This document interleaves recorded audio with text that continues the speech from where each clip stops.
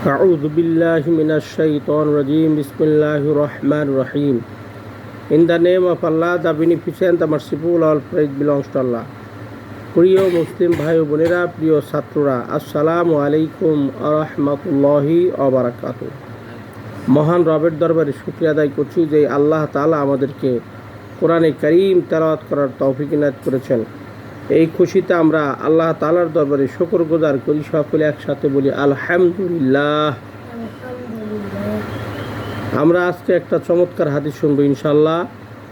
আন সাওবান রাদিয়াল্লাহু তাআলা আনহু قال قال رسول الله صلى الله عليه وسلم لا يرد القدر إلا الدعاء ولا يزيد في العمر إلا البر وإن الرجل لا يحرم الرزق بذنب يصيبه رواه ابن মাজাহ।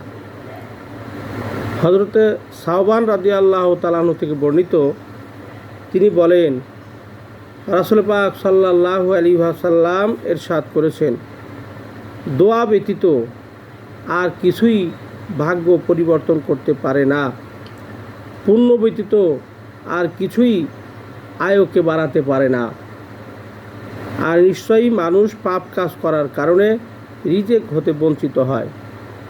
সুবহানাল্লাহি বিহামদিহি সুবহানাল্লাহিল আযীম। এখানে তাহলে কথা কয়টা? তিনটা কথা।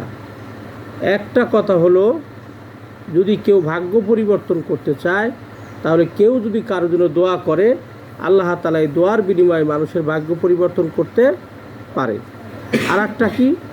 আর একটা হলো, মানুষ যখন পুণ্য কাজ করবে, ভালো কাজ করবে, এই পুণ্য কাজ করতে করতে আল্লাহ তাআলা মানুষকে আয়ু বৃদ্ধি করতে পারে। 3 নম্বর হলো, আল্লাহ তাআলা বান্দা যখন পাপ কাজ করবে, এই পাপের কাজের দরুন আল্লাহ তাআলা তার রিজেকের বরকত কমাই দিবে। তাহলে আমরা এই 3টা কাজ করব, পাপের কাজ করব না। এই হাদিস আমরা মেনে চলবো। 1 নম্বর হলো, আমরা দোয়া করব একজন আর একজনের জন্য। আর একটা হলো কি, আমরা পূর্ণ কাজ করতেই থাকব। আল্লাহ তাআলা যেন আমাদেরকে নেক হায়াত দান করেন। আর পাপ কাজ আমরা কি করব? ছেড়ে দিব।